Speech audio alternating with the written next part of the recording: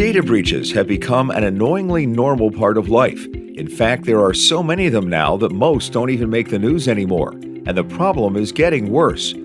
Last year, there were 3,205 reported data compromises, according to the Identity Theft Resource Center, a 78% increase from 2022. Stolen passwords can be changed. Compromised credit card accounts can be canceled. But when the hackers get your medical data, well, that's a much more serious problem. I'm Herb Weisbaum, the Consumer Man, a contributing editor at checkbook.org. Welcome to Consumerpedia at checkbook.org. We're the nonprofit that helps consumers select services, avoid trouble, and save money. Because we don't accept any advertising or take money from any business we recommend, you can rely on checkbook.org to be completely independent and objective. Now, here's the host of Consumerpedia, America's consumer expert, the Consumer Man, Herb Weisbaum. The U.S. Department of Health and Human Services tracks medical data breaches. Last year, it reported 725 major hacks, the most ever, with records of 133 million people exposed. That's about 1 in 3 Americans. In this episode, we'll look at how hackers are getting their hands on this highly sensitive personal information, what they're able to do with it, and what you can do to protect yourself. We have 2 great guests joining us today. Both are from the Identity Theft Resource Center based in San Diego. The ITRC is a wonderful nonprofit that helps people who've fallen victim to identity thieves. Eva Velasquez is the ITRC's president and CEO. Hi, Herb. Pleasure to be here. And James Lee, the ITRC's chief operating officer. James has an extensive background in technology and data protection. Hey, Herb. It's always great to talk to you. So, Eva, let's make sure we understand what criminals are doing here. They're getting their hands on your medical records, often by breaking into hospital databases, and then selling or using that stolen information. Did I get that right? Yes, that's the gist of it. And what are they using that for? The interesting thing about medical breaches and medical data is they're using your credentials. That's the most appealing part of those medical records. It's not necessarily the diagnosis and all the other things that feel deeply personal. It's things like your financial information, your social security number, your medical record number, your insurance numbers. And they can use most of that information, not your medical record number, your insurance number, but all the rest of it can be used to commit other types of identity fraud, not just medical, financial, to apply for government benefits. There's just a host of different things that they can use it for. And we're going to talk a little bit more about that in a minute. But first, I want to ask you, your 2023 annual data breach report shows that healthcare leads all other industries for reported data compromises in each of the past 5 years. Why is that? Why are hackers drawn to this data? Well, I'll let James jump into the details on the data breach report, but I can tell you, man, hospital records, it's just a treasure trove. It's a very rich data set, and there's a lot of information that they can use in a variety of ways. It's because it's easy. Medical facilities have less security, and it's a vast supply chain. One of the things that we highlighted this year is this explosive growth, and not just attacks against a single company, but attacks against companies that have the information of multiple companies. So the vendors and the vendors' vendors and their contractors, and just a vast number of people all tied to a single organization with a lot of data for each of them. And that is what you see in the healthcare industry. There are people who process the billing. There are people who process the payments. There's the actual providers, your doctor, your dentist, your chiropractor. There's the facilities that they use. All of those have different pieces of information, but they all have access to the entire suite of information about you and others.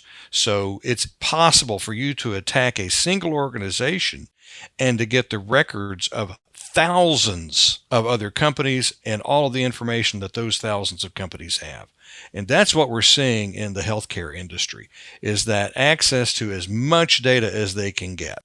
It's entirely possible that if you haven't been impacted by a healthcare breach, you're going to be in the future. So with financial identity theft, the bad guys use my information to open new bank accounts or apply for loans or steal my social security payments. What do medical identity thieves do with the information? How do they monetize it? They are doing much of those same things, but they can also do more. we tend to think in silos. We think, okay, my information was breached at a hospital. Therefore, the thieves are only going to use it to commit medical identity theft. Well, actually, that's false because that data can be used in all different sectors.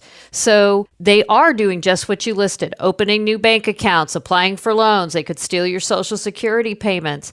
But they can also do other things like get medical goods or services in your name, durable medical equipment. They can even get prescriptions in your name. There are so many different ways that they can monetize it. And also, when you think about the fraud ecosystem, the same entity or organized ring that accessed the data, that exploited the vulnerability within the hospital system to get their hands on the data, they may not be the ones using it. They're going to put it out for sale. And they're not going to just sell it to one person. They'll sell it to anybody who buys it. So you have many, many different types of criminals purchasing that data to do many different things with it. Which leads me to, how lucrative is this crime? What's the going rate for stolen medical files as opposed to, say, stolen credit card numbers? There's an annual report that comes out in April every year that looks at what is the sort of the going rate for information. One of the most interesting things is you don't go to your identity marketplace and say, I want a medical file. Information about the state of your health has no value. It has no value in an identity marketplace.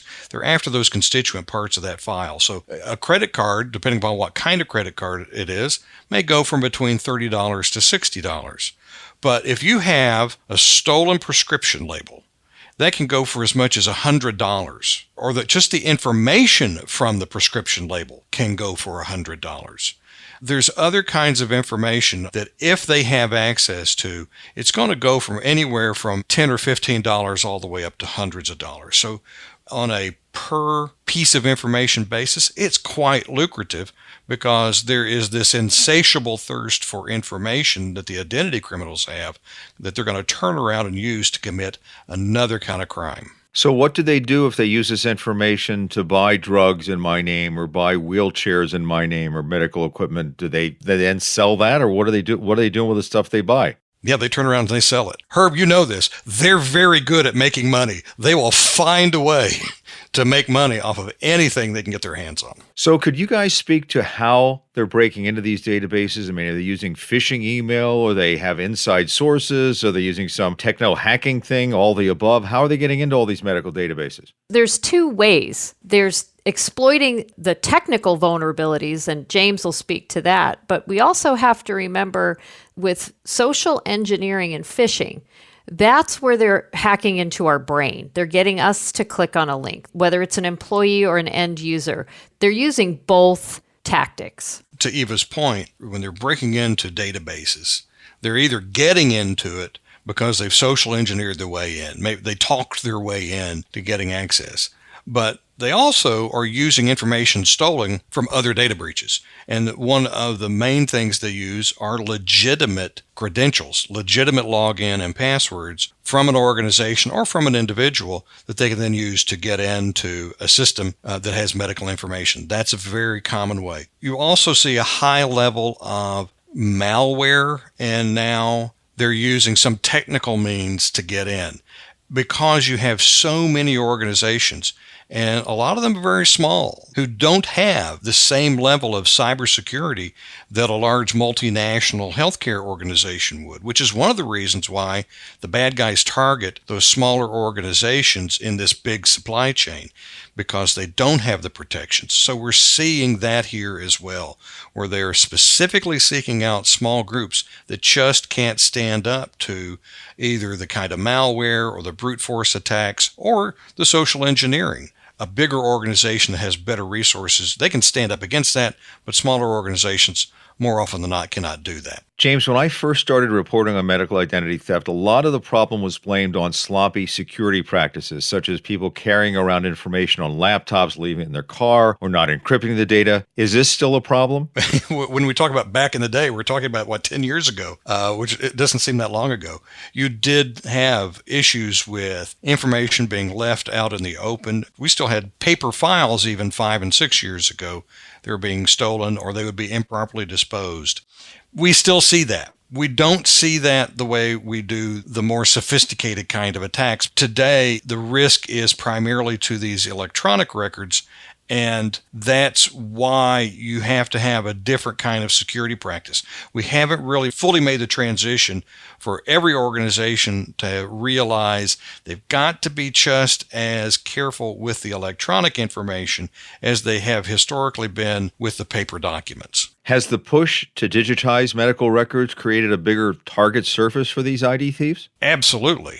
Let's think of it in practical terms. If we were having this conversation 15 years ago, an organization that was processing medical claims would have a room with literally hundreds of filing cabinets, and there would be all manner of paper documents flying here and there. Just physically, it's very difficult for an identity thief to access that, certainly not to access it at scale. Fast forward to today, that information's in a cloud. Anybody who gets the credentials to get into that cloud, or anybody who can introduce malware that allows them to get into that cloud, now has access to every piece of information in that database. So we have made it very easy for thieves to access information. And that's not just medical information, that's information, period, which means we've got to have as bulletproof as we can security to protect that information. It also increases the risk surface because individuals, especially with the portals, a lot of people have access to their medical records through these health portals,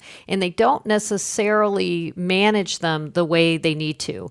And that creates an individual risk for people. I can tell you, my medical provider just went through a data migration and they're changing over to a different platform.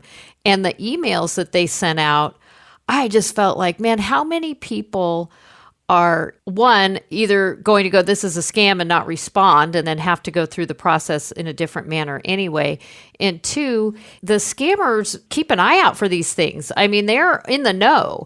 And if they can insert themselves into that process and start sending people emails about, hey, need to set up your new portal, just enter your old username and password here. And then it's just about credential harvesting, because people will click on that link and enter their old password or their username and password.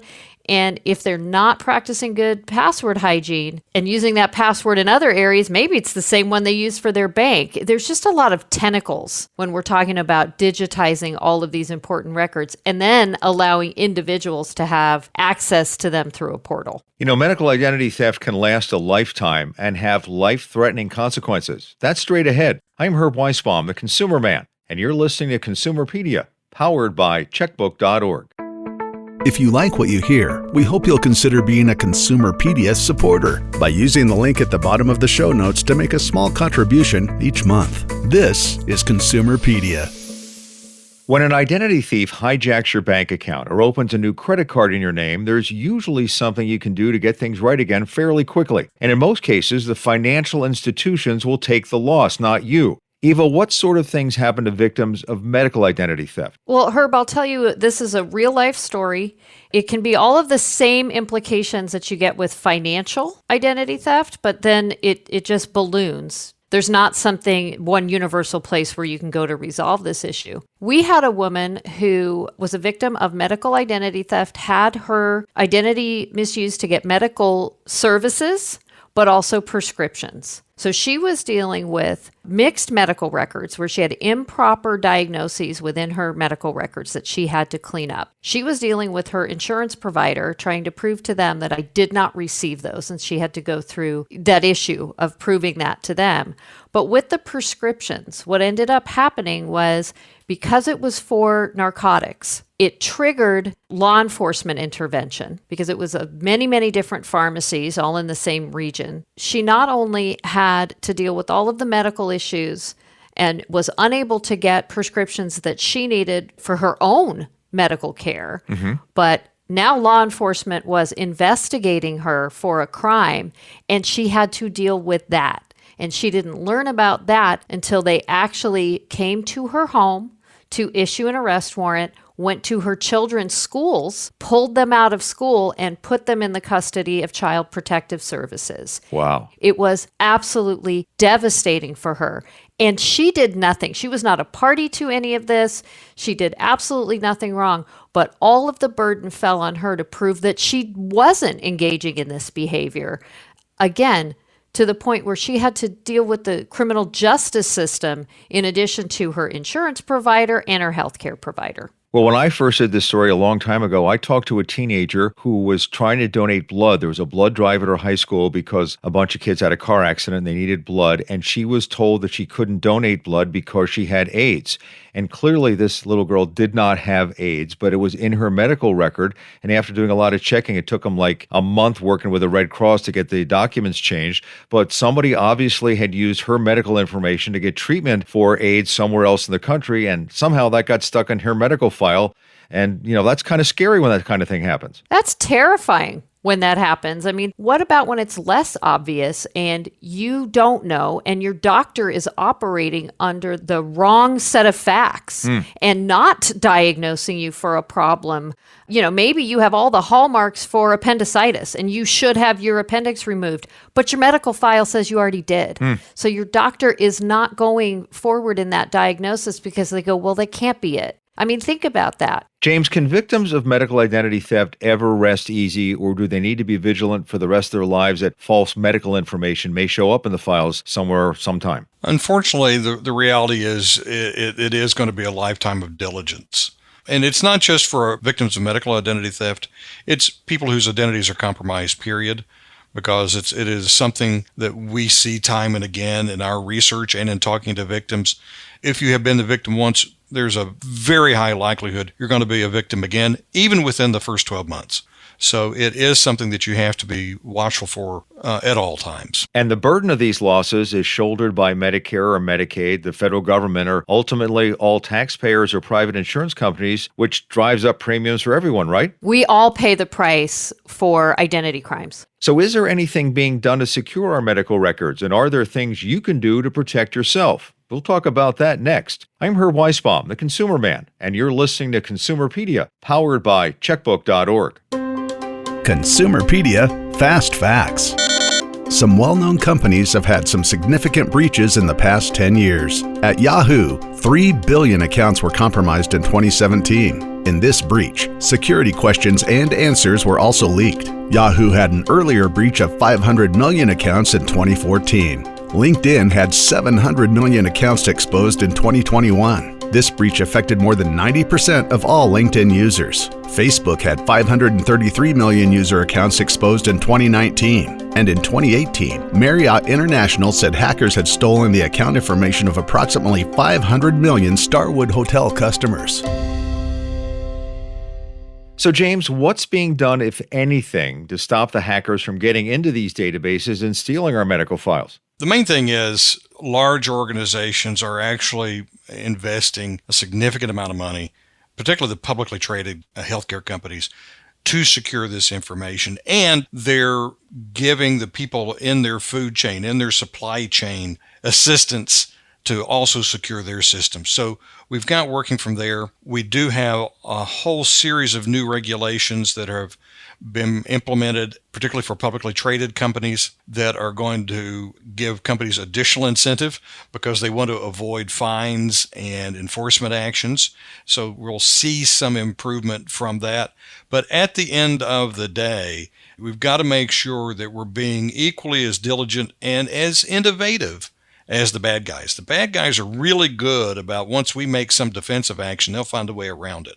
We've got to be equally good as then finding a way around that and trying to get ahead. Can state or local governments fine medical providers after a hack? And if so, does this ever happen? They can under their state Medicaid laws. That's the primary venue. And there may be other laws that a particular state has that's unique to their state around just a general data breach. Again, it may not have to be limited to medical purposes.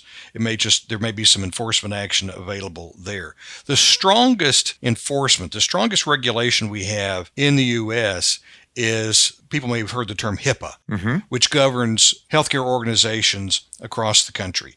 And there are some very strong enforcement actions that can be taken by the Department of Health and Human Services, and they take them every year. They investigated more than 600 data breaches last year. They issued fines totaling more than $2.4 million. And they're not only diligent about assessing fines when that's the best thing, more importantly, they're very good at telling people what they have to do to improve. It's one thing to just fine them. It's another thing to help them get better so it doesn't happen again. And under the HIPAA rules, HHS really does take that role of, we're going to help you get better.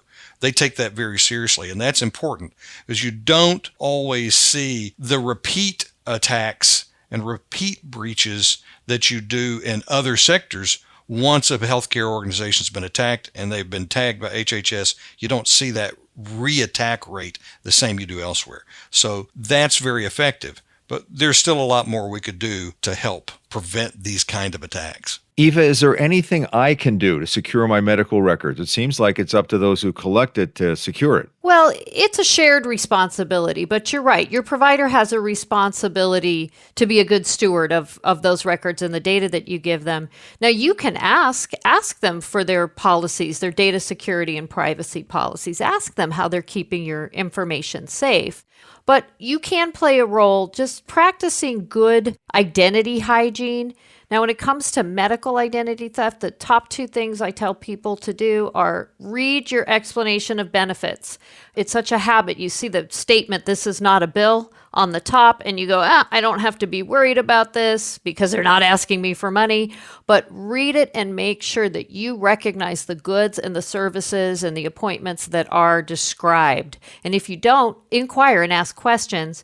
And then also review your medical records and make sure that they're accurate. It's a lot easier to do that now, especially with all the health portals online. You can actually go in and just look at what are the diagnoses, what medications do they have listed for me. It's good for your health anyway, but it's definitely good for your identity health. So if you get that monthly statement that we all get and we toss it without looking at it because it says this is not a bill, if you look at it and see that you just had a kidney transplant in Cleveland and you live in Seattle and were never in Cleveland and haven't had a kidney transplant, that's a pretty good sign that somebody's playing around with your medical identity, right? That's a big indicator. I think the one that I found the most interesting was from an elderly woman who called us and said, I just got this explanation of benefits for my vasectomy that was performed in Florida. And, I live in Oklahoma. And she goes, and now I know that's not me. Sometimes it's not that obvious. And I think that's the challenge for some consumers is you may see physicians on there that you're going, I don't know who that is, but it could be a lab test.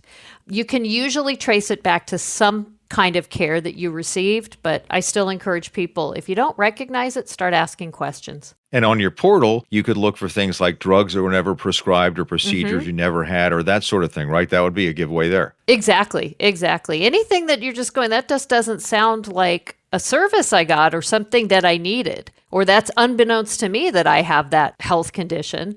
That's a huge red flag. I'd like to point out that we're talking about medical breaches as a cause for medical fraud, but this can happen without a big data breach. If you carry all your medical information around within your wallet and you lose your insurance card in the wallet, somebody grabs it, they could cause you some problems as well, right, James? They sure could. And you also, a lot of people today, they have their health savings account, which comes with a debit card. So you lose that debit card. You could also have fraud committed there as well. The physical card, if you don't need it, don't take it with you. Just use it those times when you know you're going to go to your medical provider. And the rest of the time, don't keep it in your wallet. Now, people who have smartphones, there's any number of apps that you can use to store that information so you can keep that physical card in a very safe location. It is a risk to walk around, just the way it's a risk to walk around with your checkbook or a risk to walk around with your Social Security card. You wouldn't think about doing those things these days. So you have to treat this kind of information that same level of security.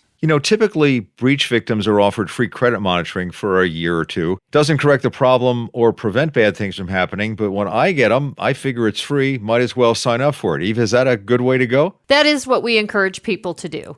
Even if it's multiple providers, it is free. It doesn't create any harm, and it can take a little bit of the burden off of you. But I always caution people, if you have a free service or even if you're paying for a service, that doesn't mean that you can abdicate all responsibility. You still need to play an active role in monitoring your identity and being a partner in that with whatever provider you're being offered. James, do we now live in a world where you have to assume your identity, medical or otherwise, has been part of a data breach and you've got to act accordingly? You've got to check your files and look for signs of fraud and have really strong passwords, et cetera? We absolutely live in a world where if you're an adult in the United States, you have to assume your information has been compromised. Now, maybe it hasn't been misused yet, but it's available. So you have to take all of those precautions we talk about all the time just because it may happen to you. But you can almost be certain that your information is in the wild, as we say, and is available for somebody to misuse it. And for someone who's been the victim of identity theft or worries they may be or just wants information on how to protect themselves, you can contact the Identity Theft Resource Center. Eva, talk a little bit about how people reach you and what you can do for them. Well, you can talk to a real live advisor. You can call us on our toll-free number. You can live chat with us on our website. And what we will do is really help you with where to start, because that's what a lot of people don't know. They have this big problem in front of them and they don't know what steps to take. And it's very important to understand what type of information was compromised, how it's being misused, where it's being misused, if it's being misused. And we take that guesswork out. All of our services are completely free to the public. We are a 501c3 charity, so we never charge consumers and victims for the recovery plans that we provide or the risk minimization plans that we provide. You can reach our advisors at 888-400-5530. And our website is ID, that's India David, theft, THEFT, center, CENTER.org. Eve, I got to tell you, your organization does wonderful work. They help lots of people. So thank you for what you're doing. And thank you, Eva Velasquez, the president and CEO of the Identity Theft Resource Center, and James Lee, the ITRC's chief operating officer, for being with us today. I think you gave us a lot of really great information. Always good to be here, Herb. Yeah, thanks, Herb. Well, that's it for this edition of Consumerpedia. We hope you'll rate this episode and follow us on Apple Podcasts, Spotify, or wherever you listen to your podcasts. Remember, we release new episodes every other Thursday. Another way you can support this show is to follow us on Consumerpedia on Facebook and Instagram, and at My Consumerpedia on Twitter. I'm Herb Weisbaum. Thanks for listening. Consumerpedia is a public service of checkbook.org. We're a unique nonprofit that helps you save money and make smarter choices. You can count on Checkbook to help you find the best services and avoid the worst, with local ratings that are accurate and unbiased. If you live in or around these 7 cities and haven't joined Checkbook yet, check us out. Boston, Chicago, Philadelphia, Seattle, San Francisco, Minneapolis-St. Paul, and Washington, D.C. To get your free 30-day subscription, go to checkbook.org/consumerpedia. If you like what you've heard, we hope you'll become a supporter by using the link at the bottom of the show notes to make a small contribution each month. Consumerpedia, empowering consumers to save money and make smarter choices.